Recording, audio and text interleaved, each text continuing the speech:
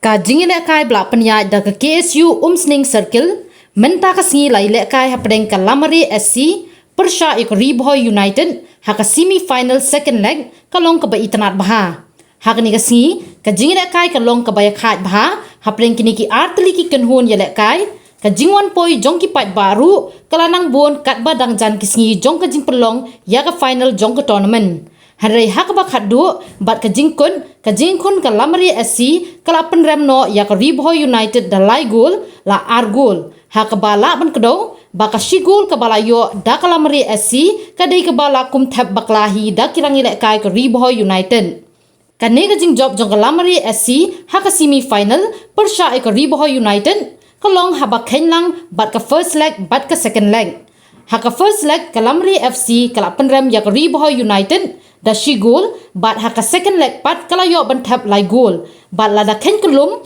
ka Lamare SC kalayo Thep sau gol kat ba ka Bhoi United kayo ban Thep ar gol bat ling ba ka ni ka jingjom ka Lamare FC kalayo ban Rung shaka final jong ka tournament ban yak ni yak nam la do kum ka jing ai masiem yak kirang ile kai ki blala ban ile kai baha la jet yu samla ki rong bai kum urang ile kai ba ken sai jong ka si hak ni ka si lawan ban pensngan ya kinong ilam ka seng KSU bat kum juru ya kirang ile kai lawan ban ya don lang ba Watson kharkrang hak baula no senyang ru da ka song pisa ka basan pho hajar tingka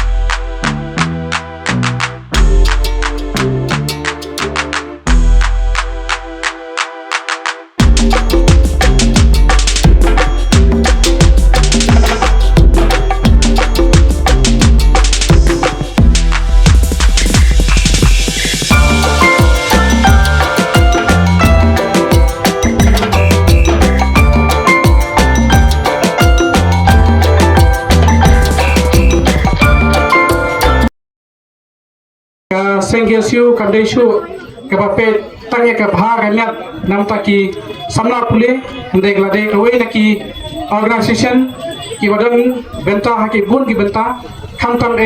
ban kentiu ye ka sport hakane ka dong ka thain bat hak jala jungi hi borok kawe na kelem jonga nga khu re kulum pi baro khamtam ki parba